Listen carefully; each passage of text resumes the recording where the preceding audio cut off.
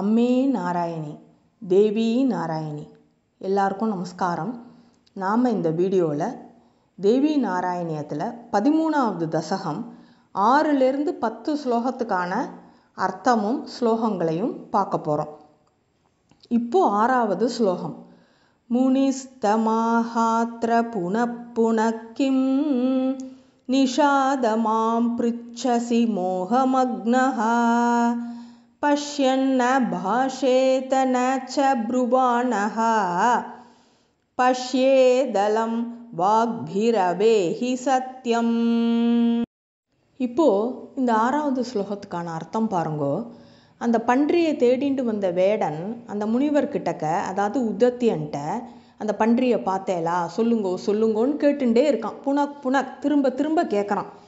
இவரால் உண்மையை சொல்லவும் முடியல, சொல்லாமல் இருக்கவும் முடியல. இப்படி ஒரு தர்ம சங்கடத்தில் இருக்காருன்னு பார்த்தோம் இல்லையா. இப்போ தேவியோட மகிமையினால் இவர் எவ்வளோ அழகாக பதில் சொல்கிறாரு பாருங்கோ.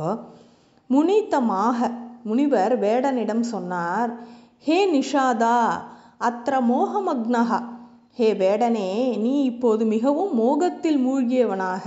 அதாவது அந்த இடத்துல மோகம்ங்கிறது இந்த பன்றிக்கான ஒரு இச்சையோடு இருக்கான் இல்லையாவும், அதுக்கு அதை சொல்கிறா. மாம் புன புன, என்னிடம் மீண்டும் மீண்டும், கிம் ருச்சசி, எதை கேட்கின்றாய், பஷ்யன்ன பாஷேத, கண்டவர் விண்டிலர், ப்ருவானஹா ந பஷ்யேத்து ச, விண்டவர் கண்டிலர், வாக்பிஹி அலம், அலம்னா இனஃப், போதும், வாக்குகளை குறைத்துக்கொள், சத்தியம் அவேஹி, சத்தியத்தை புரிந்து கொள் அப்படின்னு உதத்தியன் அந்த வேடன்ட்ட பதில் சொல்கிறார். அதாவது கண்டவர் விண்டிலர், விண்டவர் கண்டிலர்னு சொல்லுவா இல்லையா. கண்ணு பார்க்கறது, ஆனால் கண்ணு சொல்லாது, சொல்லும் நாவோ காணாது. அதனால் மீண்டும் மீண்டும் என்னிடம் கேள்விகள் கேட்டு பயனில்லை அப்படின்னு உதத்தியன் ஒரு ஒரு பூடகமாக ஒரு பதிலை அந்த வேடன்ட்ட சொல்கிற மாதிரி இந்த ஸ்லோகத்துக்கான அர்த்தம் அமைஞ்சிருக்கு. இப்போது 7வது ஸ்லோகம்.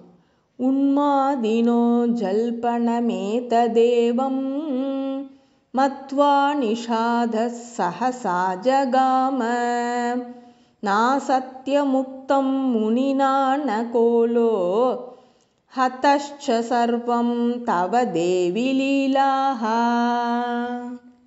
இப்போ இந்த 7வது ஸ்லோகத்துக்கான அர்த்தம் பாருங்கோ. ஒரு ஆச்சரியமாக இருக்கும். ஏதத் உன்மாதின ஜல்பனம், இது என்னது, ஒரு பைத்தியக்காரனோட பிதற்றல் மாதிரி இருக்கு. ஏவம் மத்வா நிஷாத அப்படின்னு இந்த வேடன் நினைக்கிறான். விண்டவர் கண்டிலர், கண்டவர் விண்டிலர்லாம் சொன்னால் ஒருத்தருக்கு என்ன புரியும்? அதுவும் அவன் வேட குலத்தில் பிறந்தவன் வேற.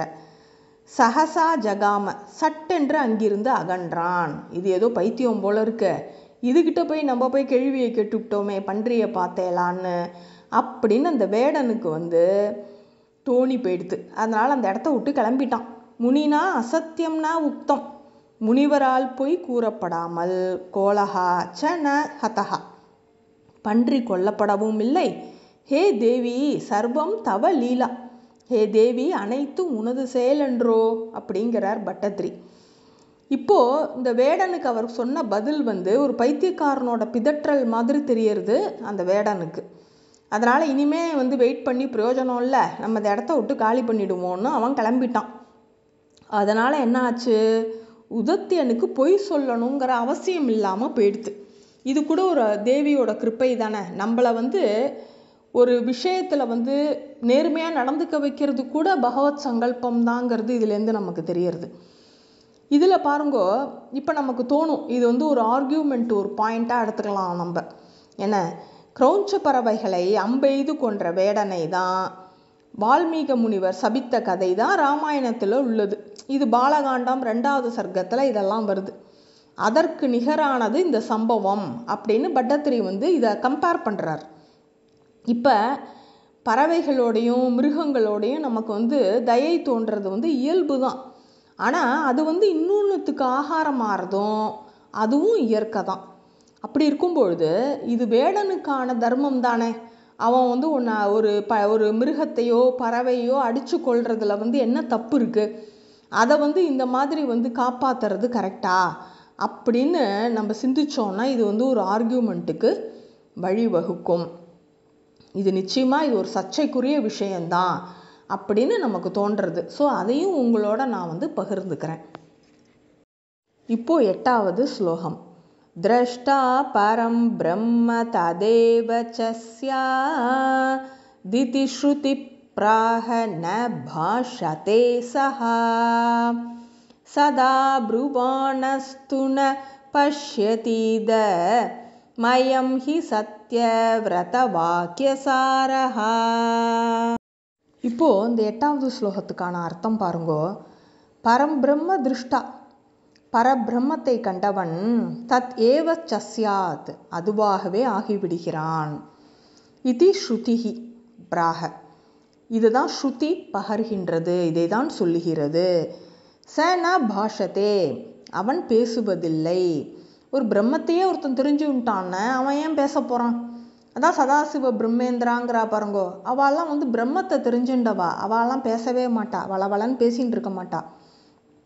சதா ப்ருவாணஹாத்து, எப்பொழுதும் பேசி கொண்டிருப்பவனோ இதம் ந பஷ்யதி, இதை காண்பதில்லை. அயம் ஹி, இதுவே சத்யவிரத வாக்கிய சாரஹா, இதுவே சத்யவிரதனின் வாக்கின் சாரம். இங்கே யார் சத்யவிரதன்? உதத்தியன். அவன் நமக்கு எக்ஸ்பிளைன் பண்ணுற மாதிரி இந்த ஸ்லோகம் அமைஞ்சிருக்கு. கண்டவர் விண்டிலர், விண்டவர் கண்டிலர்னு சொன்ன உடனே அந்த வேடனுக்கு அது என்னமோ பைத்தியக்காரம் பேசுகிற மாதிரி தெரிஞ்சுது. ஆனால் இது உபனிஷத்தோட சாராம்சம்.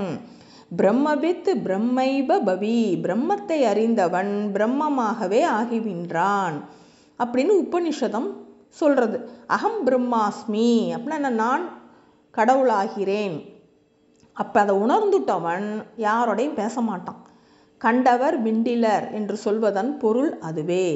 மௌனத்தையும் மற்ற தவங்களையும் கடைப்பிடித்தால் மட்டுமே பிரம்ம சாட்சா்காரம் கிடைக்கப்பெறும். எப்போது பார்த்தாலும் வளவளன்னு பேசின்னு இருக்கிறவனுக்கு இதெல்லாம் ஒரு சாத்தியமே கிடையாதுங்கிறா. அதனால தான் மௌன விரதத்தை கூட ஒரு சிறப்பான விரதமாக சொல்லப்பட்டிருக்கு நம்ம சாஸ்திரத்தில். அப்படியே இருந்தால் தான் பழகும். இல்லைனா நம்ம பாட்டுக்கு இஷ்டத்துக்கு வாயில் வந்ததெல்லாம் பேசின்னு இருப்போம். இதுவே விண்டவர் கண்டிலர் என்பதன் பொருள். வேடனுக்கு இதெல்லாம் ஒன்றும் புரியாது அப்படின்னு இந்த ஸ்லோகத்தோட அர்த்தத்தை முடிக்கிறா. இப்போ 9வது ஸ்லோகம். பூயஸ்ஸ சாரஸ்வத பீஜ மந்திரம் சிரம் ஜபன் ஞான நிதிஹி கவிஷ்ச வால்மீகிவத் சர்வதிஷி பிரசித்தோ பபூவ பந்தூன் சமதர்ப்பயச்ச. இப்போ 9வது ஸ்லோகத்துக்கான அர்த்தம் பாருங்கோ. ரொம்ப ஆச்சரியமாக இருக்குது.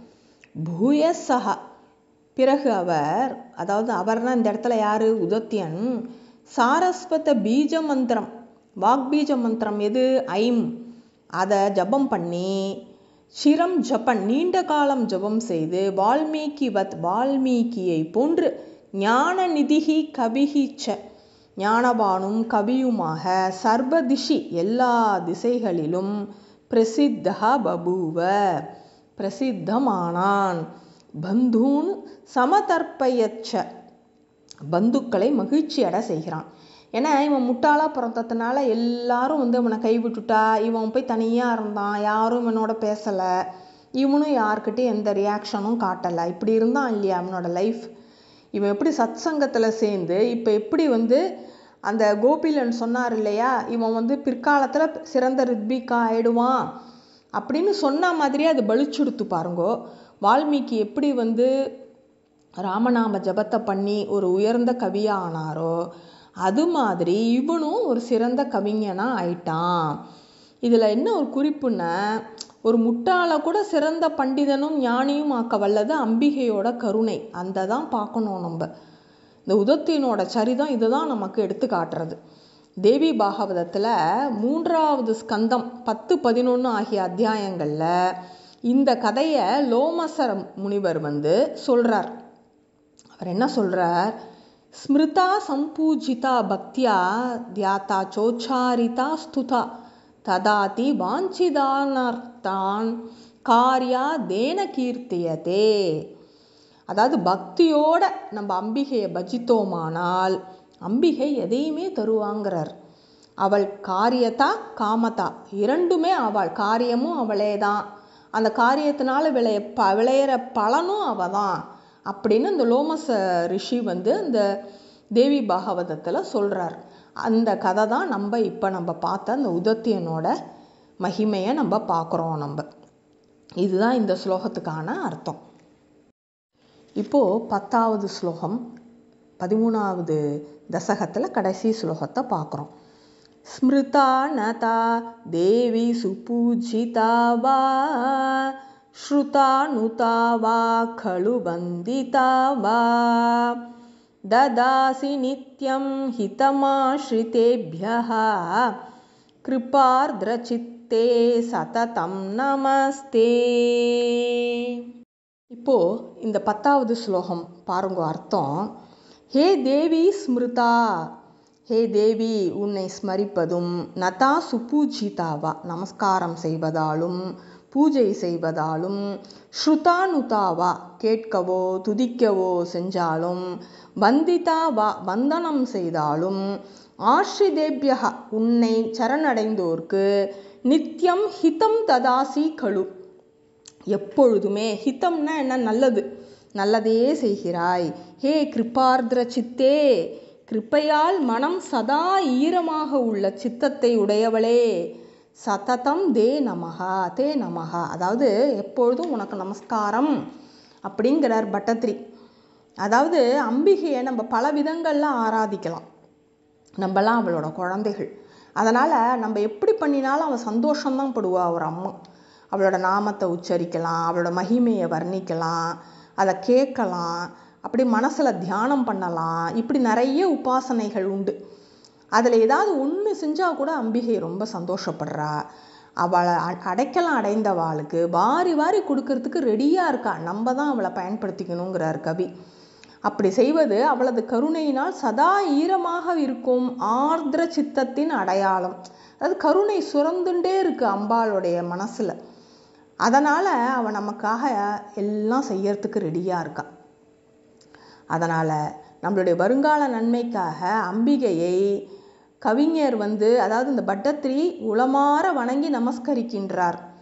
நாமளும் நமஸ்கரிப்போம், நாமளும் அம்பாளை ஆராதிப்போம், சகல நன்மைகளும் பெறுவோம். அம்மே நாராயணி, தேவி நாராயணி. 13வது தசகம் சம்பூர்ணம்.